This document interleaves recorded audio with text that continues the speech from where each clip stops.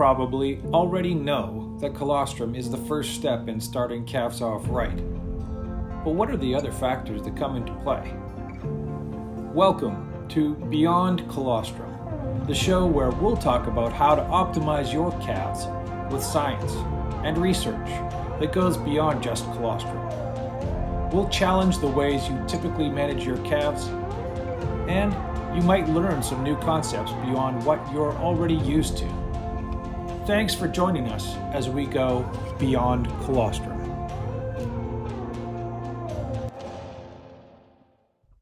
Welcome to this episode of Beyond Colostrum. I'm Spencer Crowther. I'm going to be your host today. I am joined with Mike and Travis.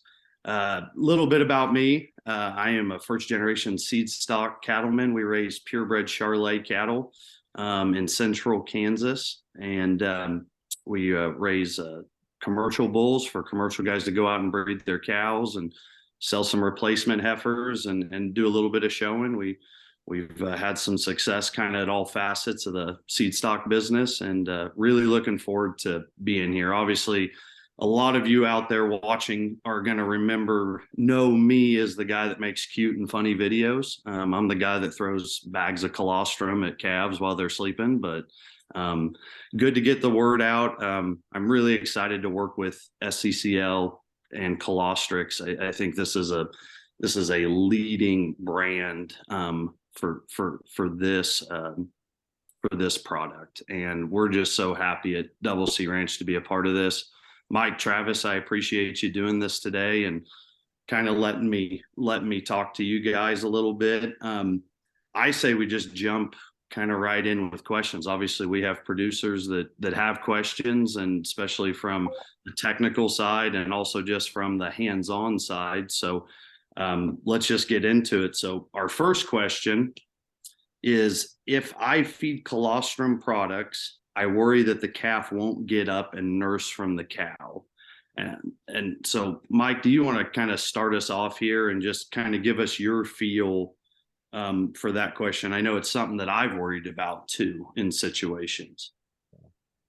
Yeah, certainly. And so, I think when we think about actually calving cows and getting successful health and that it's all tied back obviously to them being able to suckle colostrum. And that's a valid point. We get that question a lot. I've had that as myself as a producer as well, and so we've done quite a few studies with this. And for the most part, the biggest goal we're doing, unless it's a dystocia where the calves, we're giving them just a lot of colostrum because they're not going to get any from mom. For the most part, our goal is to give them, we're supplementing in conjunction with maternal colostrum that the dam has. So, our goal with this is actually to get them back on mom. It's to boost their immunity with colostrum supplementation.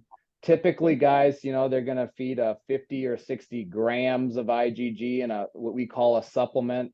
Typically, that's going to be nipple fed. But as you guys know, calves don't always like to nipple feed. So, commonly right now, most are using colostrum replacer products where they're going to give, if you read on the bag, that is, they're going to give 100 to 150 grams of IgG. And that typically, that final mix volume is going to be about 2 quarts, around that. And so that's tube fed.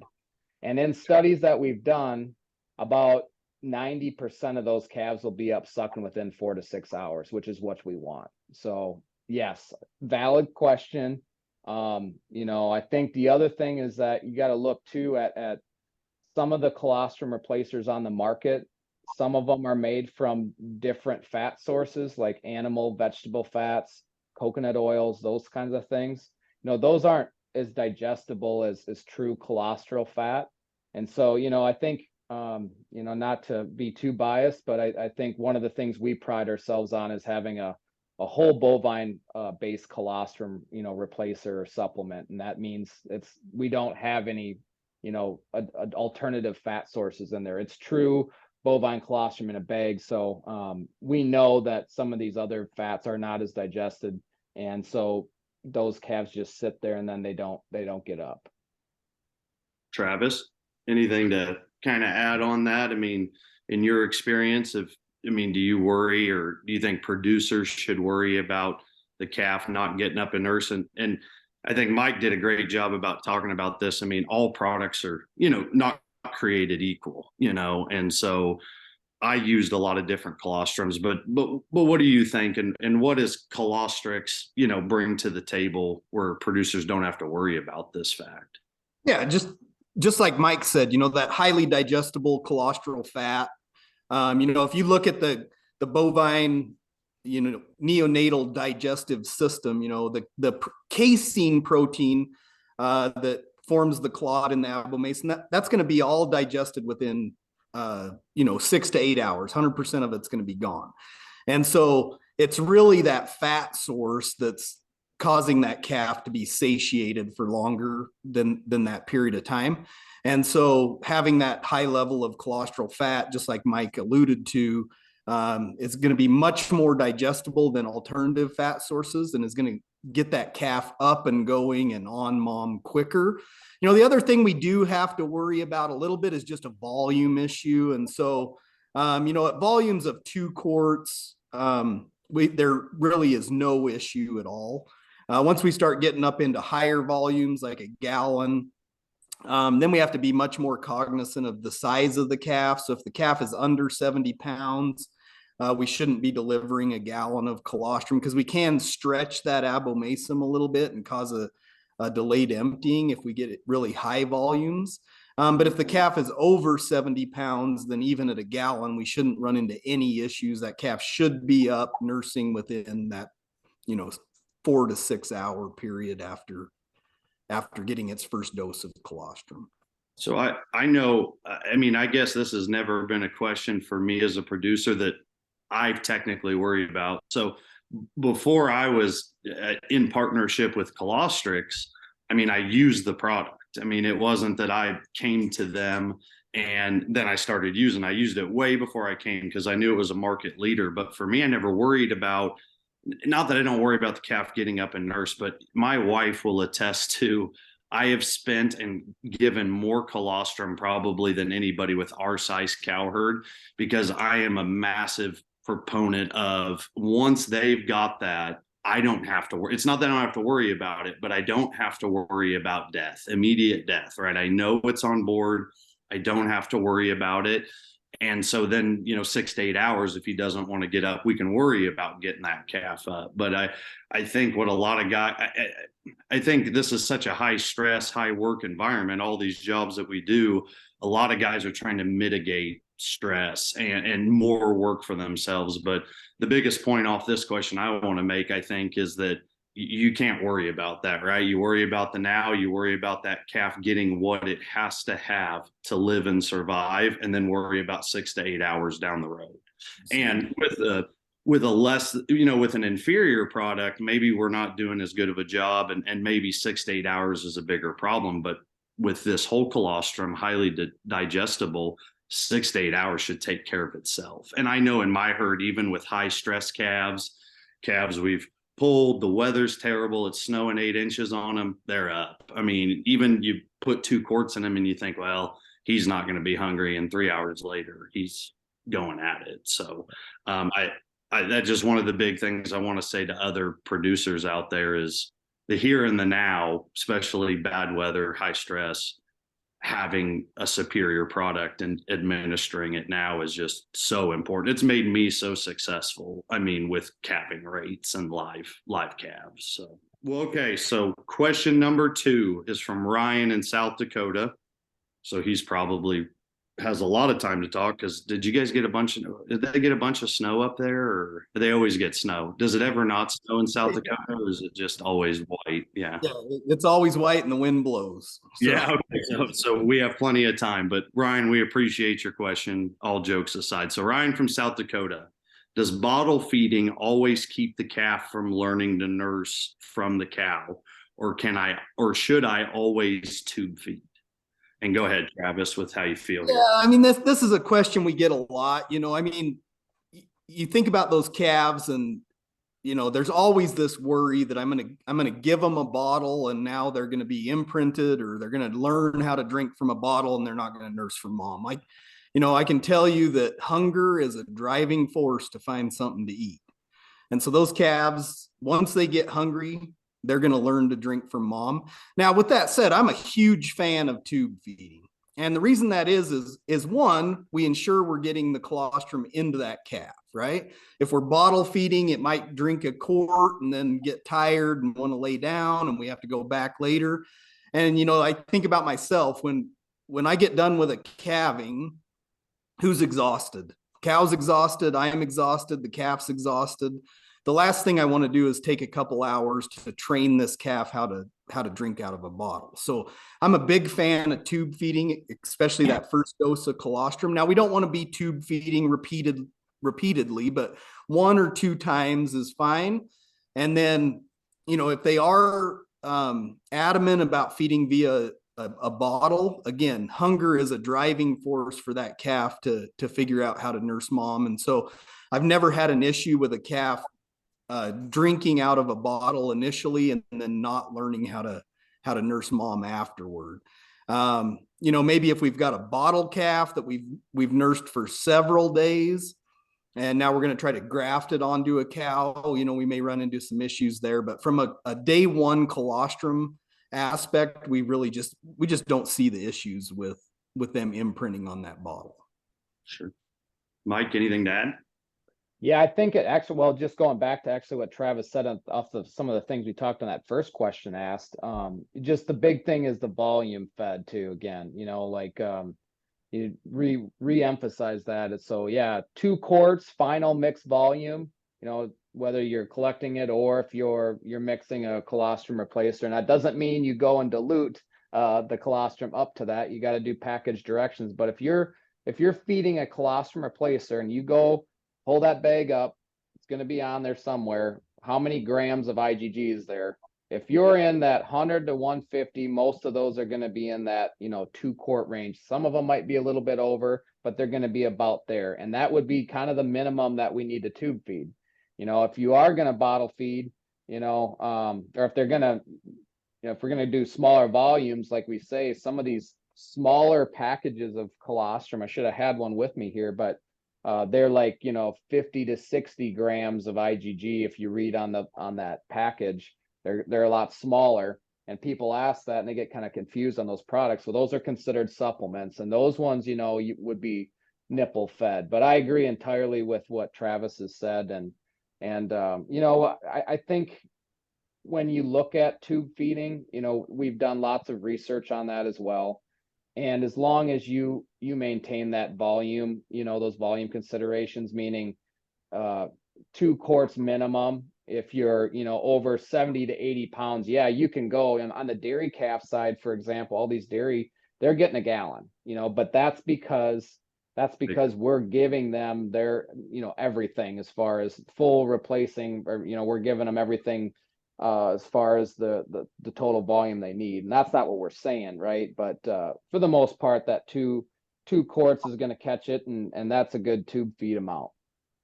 Well, so I told you guys earlier, I just came in just a few minutes ago. I had a set of twins born, and as normal of a birth as a person could ever want. But obviously we have this to do, other stuff. One of the calves came inside and one stayed with mama, but they both got tubed. I have never in my life, and I don't know if it's because I didn't have the opportunity to, or I wasn't taught that way, but I've never give colostrum through a nipple. I've never tried to bottle feed it to one, because just logically it doesn't make sense. I mean, just like kind of Travis is saying, we're all exhausted. Even if it's just in the morning when I woke up, that calf just had a hard birth, because even the easiest birth in the world is a little stressful, right, on a baby calf. And anytime I've never had any luck with one. So I've always tubed. And I wonder if producers in general want to lean towards that bottle because they find it to be a safer option. I mean, as far as ramming a tube, not ramming it, but putting a tube down a calf's throat and being in the wrong pipe and just constantly wanting it, but time's of the essence when this clock starts, when this calf hits the ground, right? And for me, if you're calving 10, 12, 15 a day or something, you don't have time to, mess around with it. So I think knowing when people get more application with tubing, if they are scared of it, and just following the right directions to make sure you're having a safe tube, it is, I think, one, it's the quicker option. It's probably the better, less stressful option for the calf. And I know that I've worked with people that have worried about, well, what if I drowned it? And that's why they try to go to a bottle with it, which hardly ever works. But I don't think these calves have ever stopped, learning to nurse after I've tubed them. I mean, in my whole entire life, we've tubed hundreds and hundreds of calves and never had one just be, dumb. And that, that's probably because we raise a superior breed of cattle in Charolais, and, probably just a little smarter, a little hardier, Right. I would agree. I mean, no, I think from the producer side, because my oldest son, I have 3 boys, and I kind of showed him how to do it, and just very, very unsure, because the end result could be bad if you're not in the right place. So, but no, we've never experienced that. I mean, as far as calves not wanting to nurse, and just like Travis said, hunger's a great, every time I have a calf, my wife will say, well, we need to get him nursing. Yeah, here in about 6 hours, he's going to want to do it himself. I mean, we don't need to fight that cow. So as long as we have that colostrum on board, then to me, the clock stops a little bit, or it slows dramatically, because we know they have what they want. And then the nursing part can take some time. So our third question is from Josh in Minnesota. We have a Minnesota native, correct? Mm-hmm. Yep. All right. Minnesota has never stopped snowing there either. It's always white from August to June. So Josh writes, do I really have to feed an entire bag? It seems like a lot of powder to mix into 2 quarts. So Mike, go ahead. Why don't you take this one? Yeah, I think that ties really nicely kind of to what we're talking about. The easy answer is no, you don't. Let's say you do go out and you are trying to offer a feeding via the bottle, and it only suckles, a half a quart or a quart or something like that, right? And you got 2 quarts left.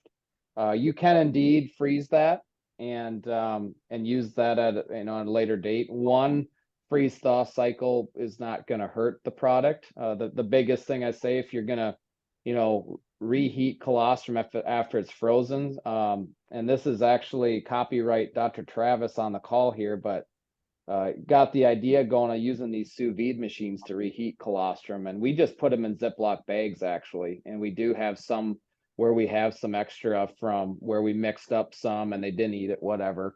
And yeah, you can put those in, and you want to try to heat those so they're being fed at 100 to 105 would be the biggest thing if you do thaw it, But yeah, you can save that. But then again, that's kind of why that's the nice thing about tubing is you use that volume and it's in the calf, So, and kind of going back on some of that tube feeding, I think like that's typically what we hear too is people are scared of it. And what I'll say is, find those McGrath tube feeders are really good. If you find tube feeders that are just these long, whether they're plastic or steel and they have no flex to them, those aren't really good. My brother, and it's copyright, my brother does this quite a bit. He actually heats up the plastic tubing, the McGrath tube feeder. He heats that 120-degree water, and it's like butter going down. He just loves it, and it worked really good. But we always say, on our farm, you don't tip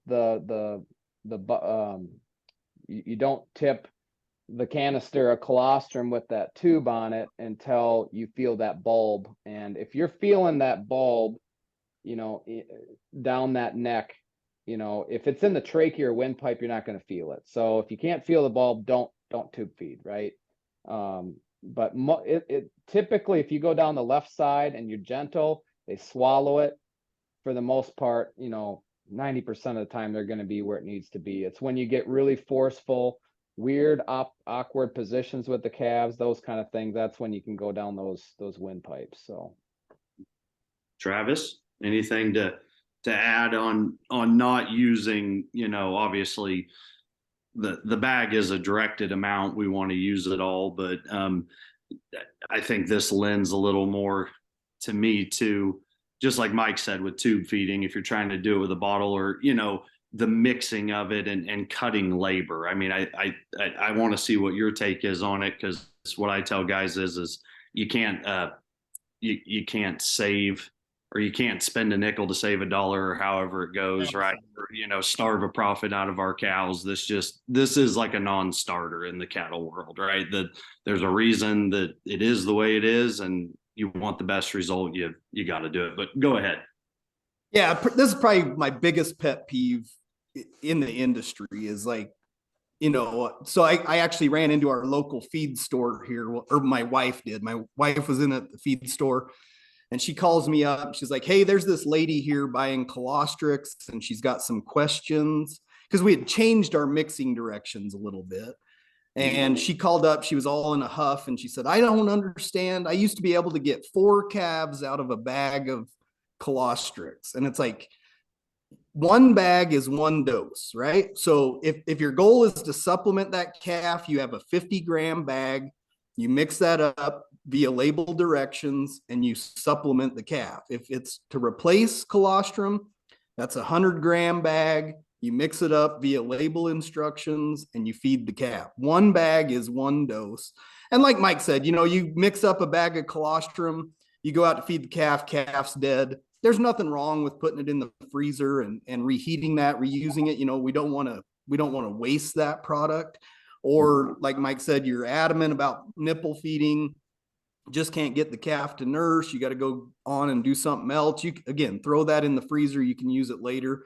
But 1 bag is 1 dose of colostrum. And it's really just, what is your goal with that? Is it supplementation, or is it replacement? Don't try to get 4 calves out of 1 bag of colostrum, because we're not providing any benefit to that calf whatsoever. right. Yeah. And I look at this, like, I think about back to the times like where maybe the only time I have ever not used a whole bag, and it would not be more than a couple of times, but I have seen calves nursing a cow right at birth, pop up, start nursing one. And I look at that cow and I'm just unsure of that udder. Maybe it's not as big, maybe it's not as full. And then I may go in and give them, half a bag or 3/4 of a bag. Like, I can see milk dripping out of them. I know they've got some. And even now in hindsight, I know I should have just gave that whole bag. I mean, if I'm going to do it, I might as well. But calves that just weren't, the udder wasn't where I wanted it to be, is the only time I've done that. But I mean, if we have high stress calves, you've got to follow. That's what people at home should know. Just follow it, right? I mean, I think people think they're saving money, right? So a bag is X amount of dollars. I cut it in half. I get 2 calves. I'm, saving some money, until you realize that calf didn't get what he needs. He dies 2 weeks later. He's more susceptible to sickness. He doesn't grow. He has, no antibodies, and you're just really killing yourself. Right. And this is, like I said, coming from a person, and my wife, next time we do this, I'll bring my wife on the podcast, because she'll attest to it. I mean, she said, why do we need this much colostrum? Well, in Kansas, when you calve in April, February, March, it is harder conditions. I mean, it's not up north, but you fight mud, snow, ice. And for me to be able to go to sleep for 5 minutes a night, I got to know that those calves have what they on board, because you put a lot into them, right? If that is, you have a whole, year of planning a mating, and then this is where you decide to fumble the bag, it's a whole year wasted. And like I said, I cannot reiterate how much having a superior product on board matters, because we've used other colostrums where we followed honestly, we followed all the instructions. We gave it the way we should. And unless you post a calf or necropsy them, you don't obviously know 100%, but we tubed that calf with colostrum, and we're 5 days down the road and they're dead one day. And so you've got to wonder. So, and one of the things on tubing too, I was going to say is, some tricks, which I think people watching this needs to be informative of as well. So one of the things that we do, if you're unsure about tubing, is we get that calf in a good position with his front legs spread out like this. And we put his head down flat, and we come in on the left side, like you said, Mike, and we have them level with that tube so it slides. And I pick their head up without picking the tube, the colostrum up, but right. I mean, on that left side, you can feel that ball like a marble. And if you can feel it, let her rip. You're going to be just fine. And we put a little Vaseline on the end of it, and it just goes down just a lot smoother, not a lot, but I think having that head down and level, making sure that tube is coming in at a straight line just makes you feel a whole lot better, because they'll fight you, or they'll jump, or they'll do something. But I think that's just a little trick that I've learned over the years, that when you tube this many calves, just makes you feel better. So sure. I'll add something to that too. If that calf is bright and alert and able to hold its head up, the chance of you going into the trachea is nearly impossible, because that calf's going to have a swallow reflex that's going to close off the trachea. The ones that we need to be a little more cautious about is that flat out frozen calf, has no suckle reflex, can't pick his head up. It's hard to get it into an appropriate position, those kind of things. Now that calf may have lost its ability to shut off that epiglottis and close off the esophagus. And so those ones, we have to be a little more cautious about. But just like you said, Spencer, if you can feel that bulb, we know we're in the right spot. There's no hesitation. If you can feel the end of that bulb, you're good to go. So I want to roll off of this, and this isn't a question that we got, but this is something. So I have an old wives' tale or farmer's tale on how to make this happen. So we get these calves that are, you can have dummy calves or no suckle reflex or whatever. Are there any tips or tricks to get them to suck? So I'll tell you what my grandfather told me.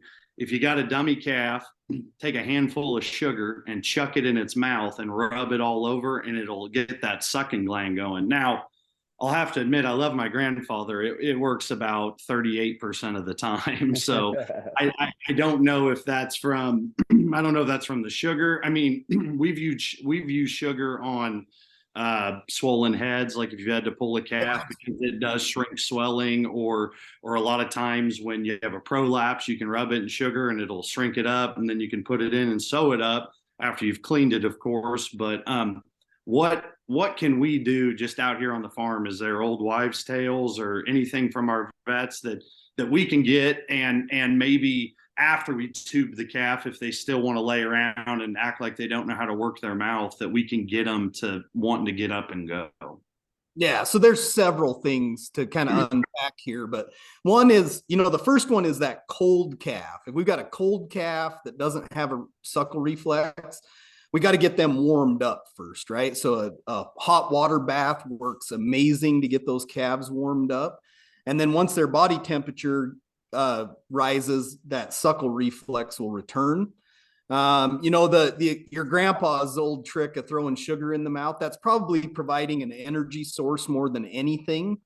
And so that sugar is quickly absorbed. They get a little energy bump and they start suckling from that. So there's probably nothing wrong with that. There's a lot of these tubes on the market that I do think they have some application, right? So if it's got a high quality cholesterol fat energy source, a sugar source, some of them will have honey or dextrose, something like that, and a little bit of caffeine, that goes a long way. You see these videos all the time on TikTok have you seen them mix colostrum with a Monster energy drink, or 5-hour energy. That caffeine is going to stimulate that calf to nurse as well. So some of those things. Now, when you get a true dummy calf, a lot of that is due to hypoxia. That calf isn't respirating appropriately.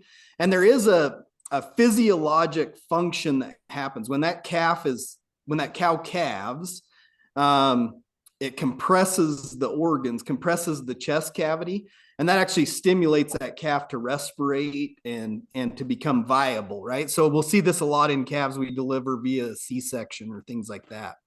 And so there is a technique out there called the Madigan squeeze, and they can look it up online, but you tie a rope in a certain fashion around that calf and you compress that chest cavity, and that actually stimulates that calf to respirate, and then they'll regain some of that cognitive function that they've lost because they're a little bit hypoxic. So yeah, there's a lot of things you can do out there. I'm a huge fan again of these products that have a colostral fat, some kind of an energy source, and some caffeine in them. Really gets those calves up and going, and just stimulates that energy production that we're really striving for in those weak calves. Well, we should.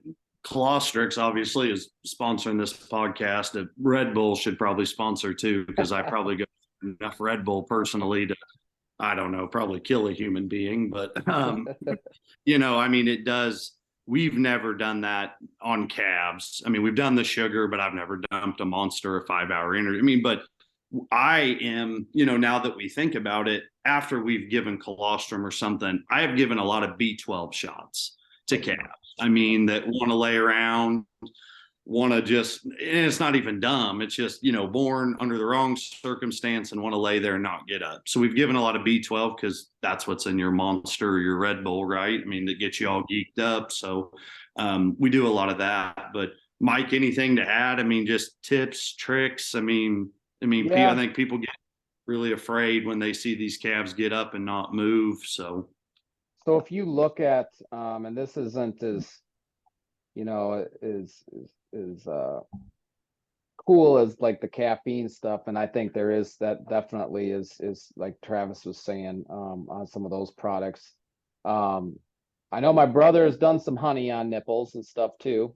He says that works. I haven't done that as much, but one thing we can look to is the cows. When we look at a good mother, she really licks that calf off. And one thing that we've noted on the dairy calf side, where they're taking them away from the mothers, on getting these calves to stimulate to suckle, even just on milk replacers and stuff, is actually going down their top line. If you stroke them from the top of their head down their back, and that it's similar to what Dr. Travis is talking about with that Madigan. It stimulates neurons and it has an impact on, and if you watch it and you actually play with this a little bit, I've done this before on a calf that's just not quite getting it. They really do get stimulated. And actually we used to show cattle, but we no longer do, but we take those Sullivan air blowers, and sometimes those calves are wet. They actually stimulate that calf too, kind of like a licking, but they're just stimulating them. Other things like, they actually have done things with alcohol, or like rubbing alcohol or ice water, clean ice water down the ear. Also pricking the nose, can do some things too. So those are some other known methods for stimulating the calves. Yeah. The other thing too is if, you got that cow that just isn't stimulating that calf, isn't licking him to get him up and going. People use a lot of like Onomo and stuff like that. The best thing I've found is sprinkle a little bit of milk replacer on that calf's back, and that cow will go crazy for milk replacer. And she will lick that calf until he's up and going and dry. And it works amazing. So we've tried a lot of, you graft calves, or even bad mothers, or one's slow to mother, which would be a lot of first calf heifers in the world, they're slow to mother. So if you're, depending on the time frame, but a good time after you fill a calf's stomachs is obviously a releasing of bowels or something thereafter. And a lot of times that, you guys know the word, the first crap, essentially, and my vet told me, he said, catch it, find it, do whatever you want, and just slam it across its back. Wear a glove, obviously, or you're painted with it for a week. Rub it on their back and head. And the first time I did that, that cow went absolutely like, I mean, like I covered the calf in distiller's grain. I mean, she just loved it. So there's, we've done everything. We've caught pee and we've dumped down their back, dumped sugar on a milk replacer.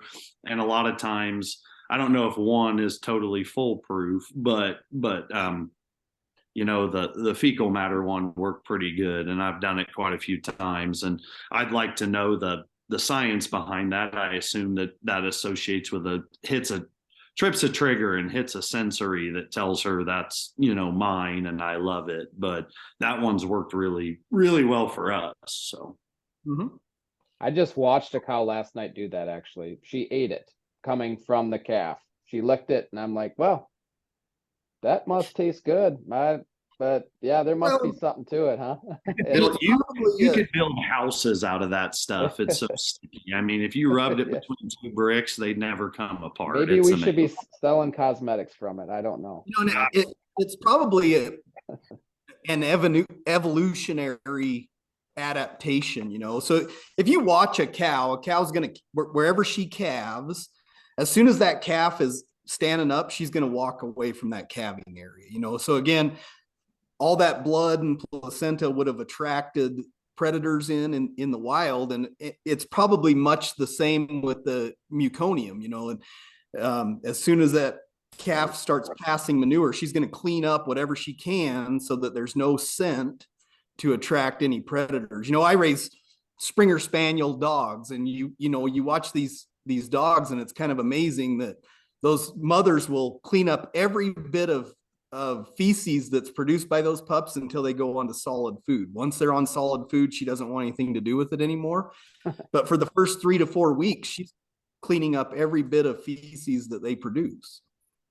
Yeah, it's obviously I've had sons, so this isn't really that funny if you're a lady. But when my wife was getting ready to have our first son, the doctor said, here's what happens. You go through birthing class. And by this time I'd calved about 1,000 cows and, or 10,000, whatever. And she said, here's what happens if there's a problem. I said, oh, I'll just, I'll come in with the chains and, I'll get it, big deal. And so we had a woman doctor, and my wife is obviously a woman, and nobody laughed except for me. And then the same thing happened too. I was like, after we had our first son, cow guy friend of mine that was a neighbor, and he said, well, how did it go? I said, well, everything went perfect. I said, but my wife didn't clean up the afterbirth, so probably not going to be a real good mother. That was a funny joke either, but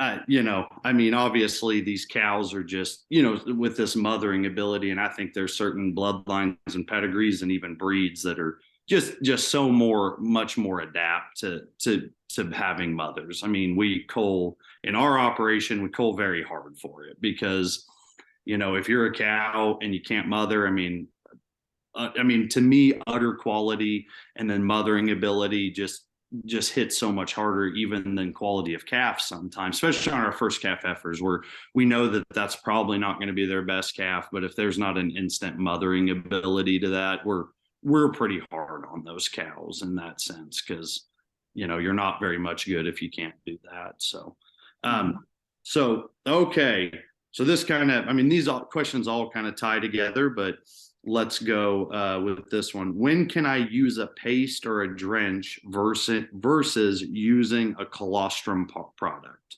Travis, why don't you guys take this one? Like I said, there are some pastes on the market that I'm a big fan of, that if they're, the intended use is an energy source or to get that calf up. From a colostrum supplement, replacer, enhancement, I don't think there's a tube on the market that does a good job of providing enough IgG to make to replace any kind of colostrum use. If that calf needs colostrum, we've got to be providing colostrum in a liquid form in a high volume, and these pastes just don't provide enough IgG. Like I said, if we're using it for an energy source and that is our goal, absolutely, but we should not be looking at these tubes as a colostrum supplement per se. Mike? Yeah, I don't think you could say it much better than that. We've on the research side, I can speak to that, I guess. We've had many come to us saying, "Hey, can we enhance your colostrum replacers with some type of a paste type product, or some of those things?" And as Travis said, it's just, it is what it is. They need colostrum, right? That's what they need. And so that's what we're kind of doing. And like spot on. I think you can use them for some energy boosts and stuff like that. There's definitely some products out there that do some good things there. But yeah, we've been asked as a research group to try to actually develop those pastes and that. And we cannot get enough IgG into those calves, and really everything else that's in colostrum, that's just essential. To me, it just starts to, you start detracting from really what they need. They need colostrum that first 12 to 24 hours of life. And that's, and then, yeah, like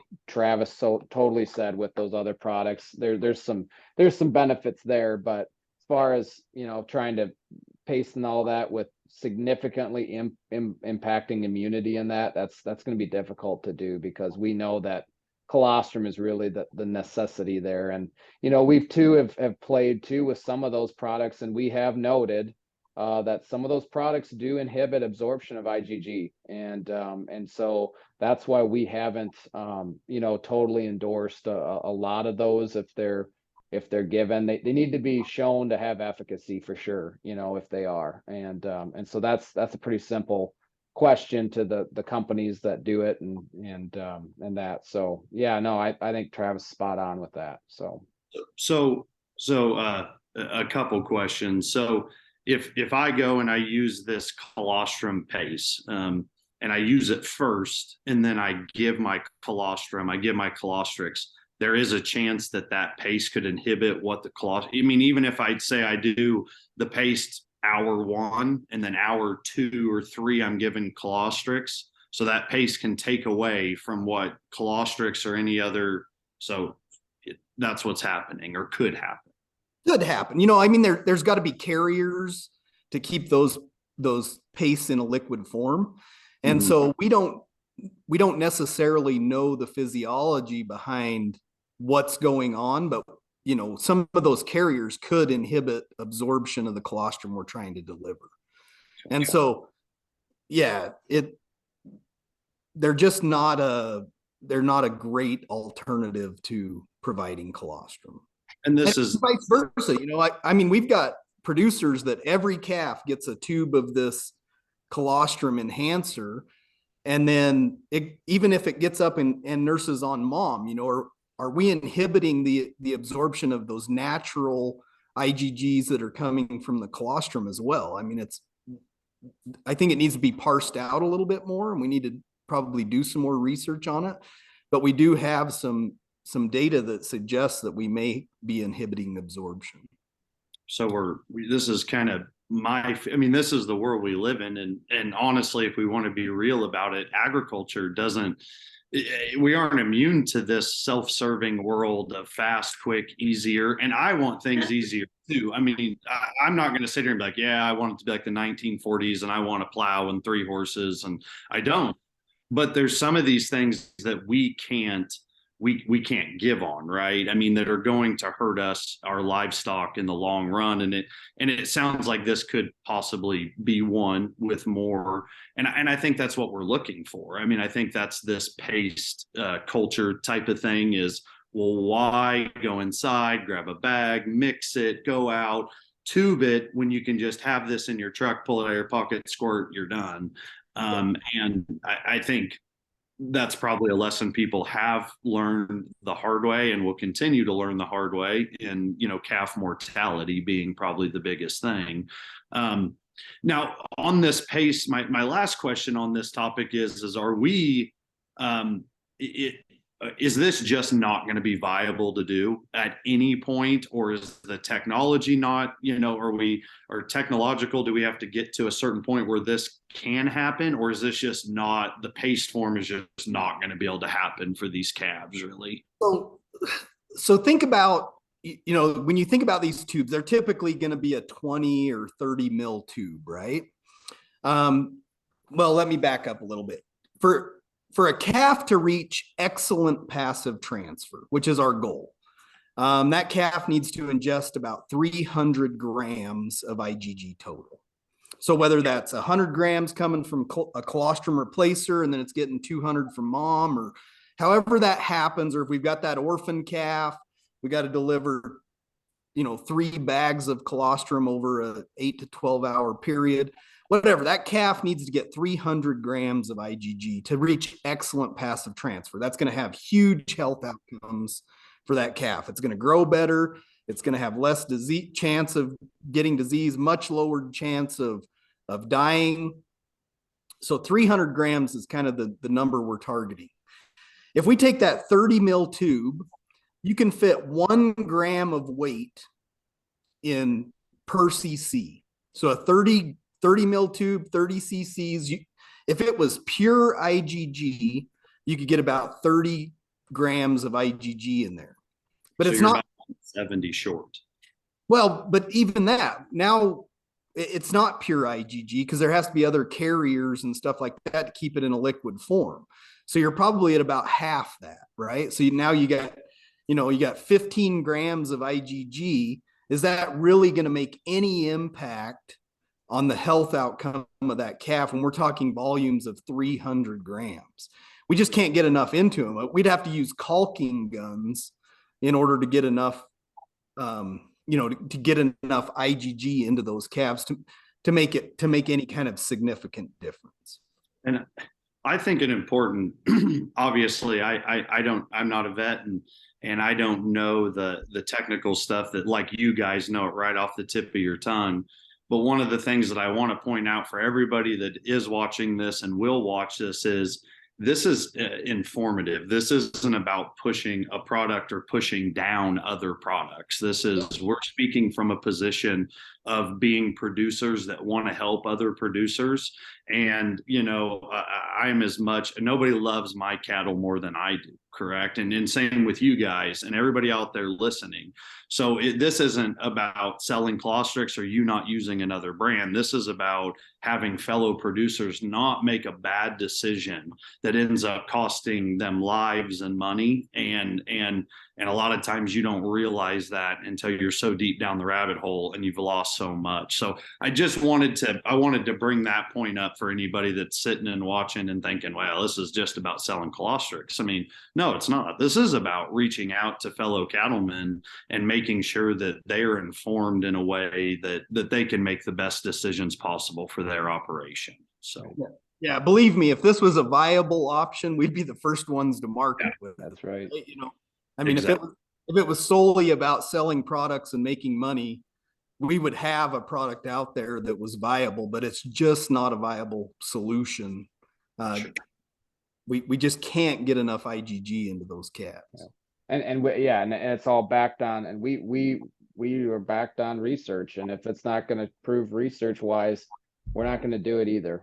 So it's got to be factual. And I think we all appreciate that, right? As producers on the call, as veterinarians, and is really, we are dealing with the most fragile time period, and you don't get this time back. So how are we going to do that? And for majority of that, it's going to be, they're getting mom's colostrum. We need to optimize that. It's when we have these as tools and that, where we can use them. But yeah, I agree. It's not, we're not trying to, downtrod any products out there, but there are real facts and real research out there. And that's what we want to kind of try to maintain. So,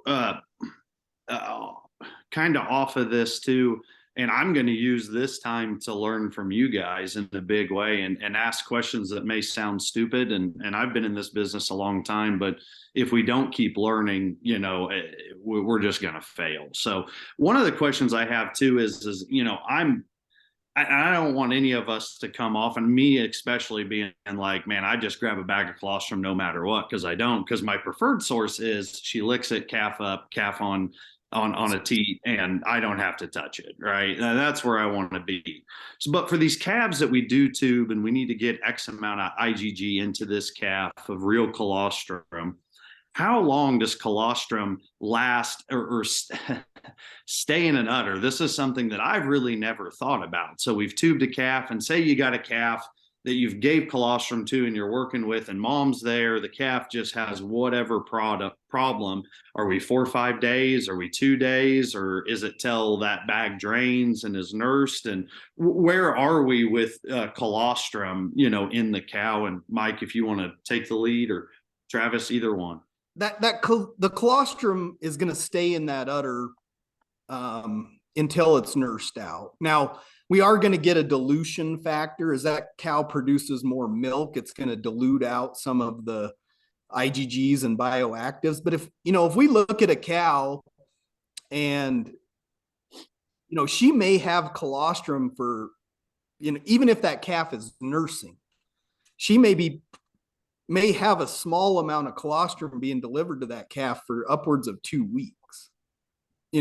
So it's not like a magic light switch where the calf nurses the cow and she switches the light switch off and it all converts over to whole milk, right? I mean, there's a process that takes time. And if you think about how a calf nurses, again, it's not going to fully nurse all 4 of those quarters at one time. It's going to suckle 1 quarter for a period of time, go lay down, may come back to that same quarter, drink again. So it's getting a small amount of colostrum for upwards of 2 weeks. Again, if you've got that calf that just, you can't get it up and can't get it to nurse the cow, that colostrum is going to remain in the udder until it's nursed out. It may be diluted by that time, and the calf's not absorbing any of the IgGs at that point, but there's going to be colostrum left in that udder for a long period of time. Okay. Yeah. It's just the biggest thing I think is, between, it's similar, and this is why they're I always say that we're crazy for dealing with these animals. And the reason I say that is, so the calf, it's going to absorb the best in that first 2 hours. And then there's about a 30 to 40% drop in its ability to absorb by that 6 to 12 hour period. Similarly, I should say, as you look at dilution effects, what Travis was alluding to, you're looking between that 0 and 2 hours down to that 12 to 14 hours, another 30 to 40% drop in the concentration. So yeah, like he's saying, you're going to have colostrum there for quite a while, but we still really only got 12 hours to get this done, both from a calf standpoint and then the cow standpoint. And you look at that's a system that's destined to fail, right? And if you think about it, it probably is, because these are prey species, right? If we in a sense have calves that fail passive transfer, 4 to 6 times more likely to die before 60 days, probably going to be weak in that time period. And that's some food for some animals. But, in the days we live, it's also food out of our pockets financially. So yeah, those are just some things to keep in mind, though, is that timing of, that 12 hours. So it's both from milking a cow out and from the absorption of the calf are 2 things that are, unfortunately, the clock is ticking, right? As you said. So maybe my wife's wrong. Maybe I'm not that crazy. When in doubt, tube the calf, right? Just do it. I mean, especially if you think about situations I've been in. Calf's born at 3 a.m. and you accidentally fall asleep too long and you're not up till 6. We're already 3 hours off the clock. So we've already cut it 20, 30, 40%, right? Even if right then we're tubing him with colostrix or even gets up and nurses. So it's kind of it's a crazy thing that we do. I've spent a lot the last few years writing articles and stuff, and a lot of them being about how hard and rewarding this is. But I think the rest of the world needs to know that it's not farmers with pitchforks and overalls. And, these are guys, all of us in all sectors of this industry that are, on a clock, right? And everything has to move fast with intention and intelligence. And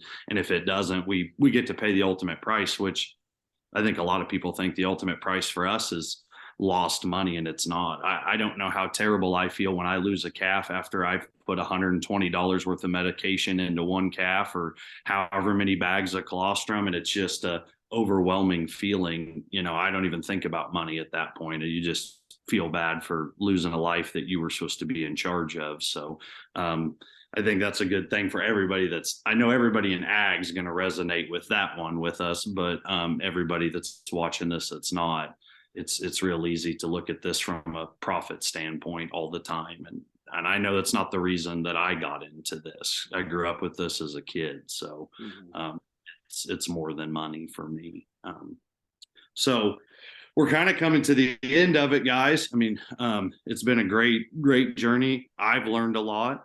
It's been great to be with you. So we're going to kind of round it out with a few more questions. If you could each tell me, and we'll start with Mike, do you have like a favorite cow story? It could be as a producer, it can be as an vet, it can be funny, inspirational, it can be embarrassing, which we would all enjoy very much if you do an embarrassing one. But kind of what's your favorite story for what you do as a vet or as a producer? Yeah, boy, I've got quite a few of them. I'll never forget. I would say the worst night on call of my life was a cow that was looking like it was going to have a dystocia. And, this cow gets unloaded from a trailer, goes into where we had facilities to do the C-section, ran her in the chute. She's big. She's got a lot of, there's a lot of girth around those legs, right? That's not coming out the back. So, turn that cow out, was going to go into a facility to do C-section. And, long story short of it, that cow was so wild and mean, we couldn't even get her in the chute. So I had to sedate her to the point where she walked and then laid down right behind the chute. Then had to reverse her, got in, got surgery done, was successful, sewed her up. She goes out the chute and she literally does a little wiggle and she tears all of her sutures out. And not only does she tear them out, she turns on us and comes back and let's just say we were running for our lives in the chute room. And that was maybe a disaster, but kind of an embarrassing, but at the same time, very memorable moment. So I'll never forget that. Was that the same day that you stood there? Because I know that I think this quite a bit when things go just backwards and wrong. I think, well, I should have went to medical school. I should have been I should have been a teacher or a garbage man or whatever. But I'm sure that was one of those moments where it was like, yeah, I probably just should have got the MD and, worked on people's hopes. Yeah. At least they talk to you, right? You could gently speak, maybe walk straight out the chute, that kind of thing. But there was no talking. There was nothing but running going on for us. So yeah, it was good. Travis, embarrassing, inspirational, funny, what do you got? Oh man, yeah. There's a laundry list of them. Out in South Dakota, I called it MacGyver medicine, right? You give me a paper clip, a ballpoint pen, and some dental floss, and you can get just about anything done. Sure.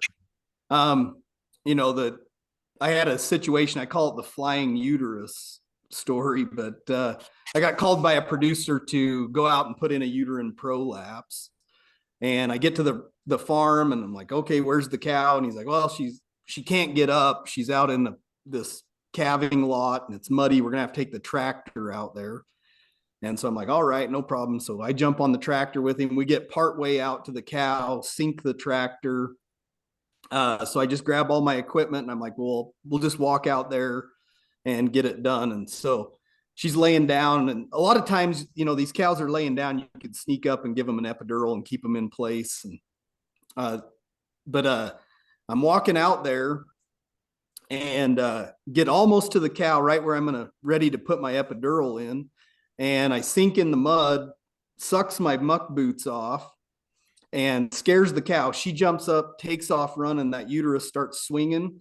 And she gets about 20, 30 yards and the uterus just pops off and flies out into the calving lot. And so she, needless to say, she did not make the trip after that. But, and then of course, all the dogs come running out and they decide to go drag it around through the field. And so that's probably my story that I remember most. I think that's a good, I should have been a garbage man story too, about that point. And so I guess mine, I guess I have to share one, and I've got a lot of them too. I remember, I'll give you two. One's quicker, one's longer. But the quick version of one is I get so anxious during calving season because a whole year comes down to right now, right? And I'm not a sleepwalker, but probably about 8-10 years ago, I was dreaming about calving cows while I was calving cows. And all of a sudden I wake up and I'm in the barn and I'm in my underwear, and I had slept walk outside through the snow to the barn, and I was standing there and woke up. And I was like, oh man, I should have been a banker. Like I can't, I was so stressed about it that actually happened. And so probably one of my favorite stories to tell is, and I was telling you guys a little bit about it earlier, is I had a cow. So we would calve on the river, and it was later in March, and we had a bunch of rain, and the river came out of its banks and it flooded the calving area below.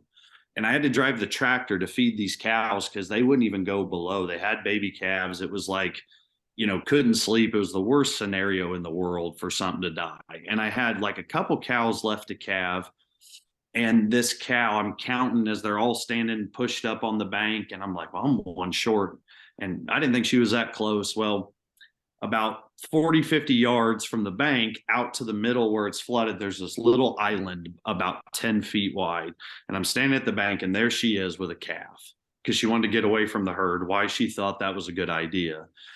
And I stood on the bank and I thought, okay, well, what are we going to do? We can save the calf. We can leave it there. It's going to jump in the water to follow mom and drown.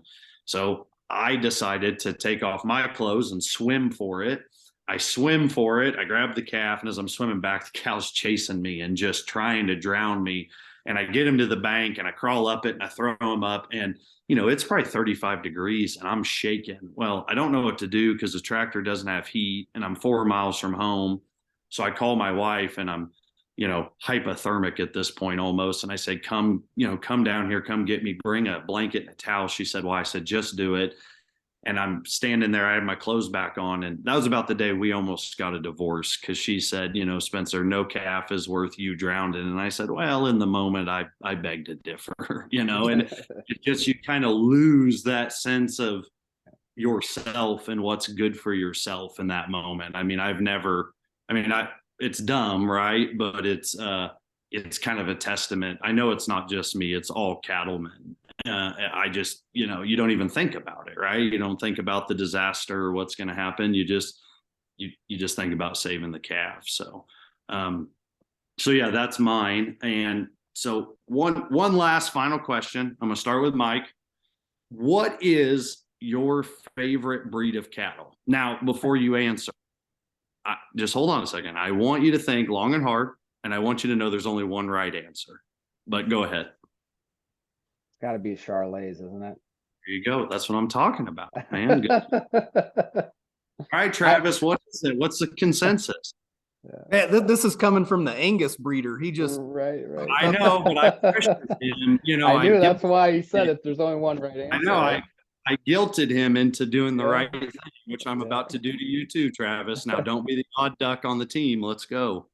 Well, of course, I've got partialities. I'm not going to say they're the best breed. So growing up in Idaho, my dad raised some beefalo. Actually, we'd have some buffalo bulls come out of the park every year and breed a few of our cows. And so we started selecting those over time. Not that they're the greatest animal on the face of the earth, but, I've been around a lot of really nice red Angus breeders, but I think it really depends on what your goals are, right? So I have nothing against Charolais animals.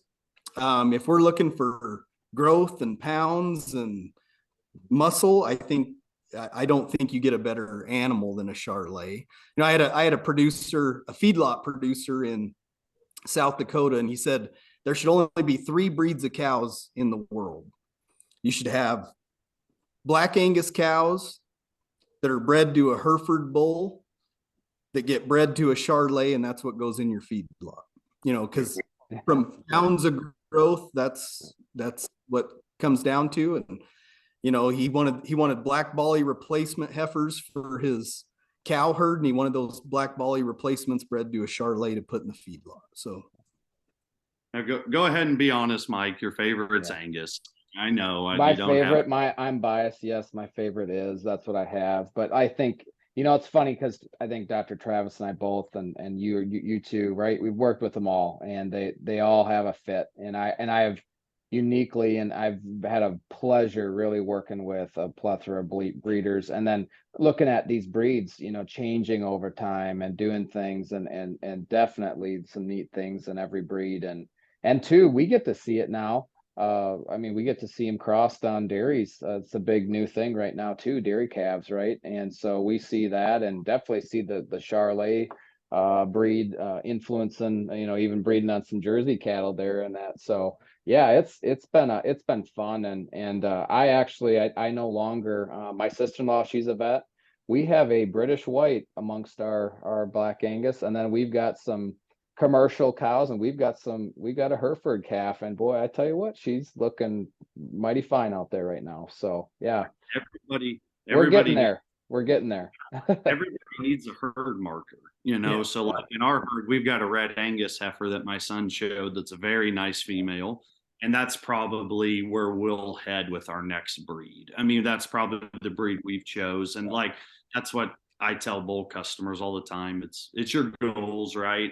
With every breed in the world has a purpose. Yep. You can not like certain things, but they all have a purpose, right? And there's things they're better at than other breeds. Yep. We try to be really realistic about it, because a lot of our bulls have to go out to different settings, right? And different, we want to make sure that we're really serious about what ours do well and what they don't do well. So, yeah, no, that's just a fun joke. I figured you guys were both Buffalo men, so I just let you have it. But it has been a pleasure, guys. I hope we get to do this, more than once more. This has been really great. I've learned a lot from you guys. I've had a lot of fun. I think you guys will agree that this is a good conversation, right? And one that needs to happen among many in the industry. But the conversation we're having is about the start, and if you don't start good, you can't finish good, or you don't finish at all. So this has been great. Thanks for taking the time, and hopefully we get to see you down the road. All right. Appreciate it. Thank you. Thank you, guys. All right, guys. Have a great day. Thank you for watching today's show. If you have questions about something you heard today, or maybe you have a topic you'd like us to address, leave us a message on Facebook. We'll talk again on Beyond Colostrum.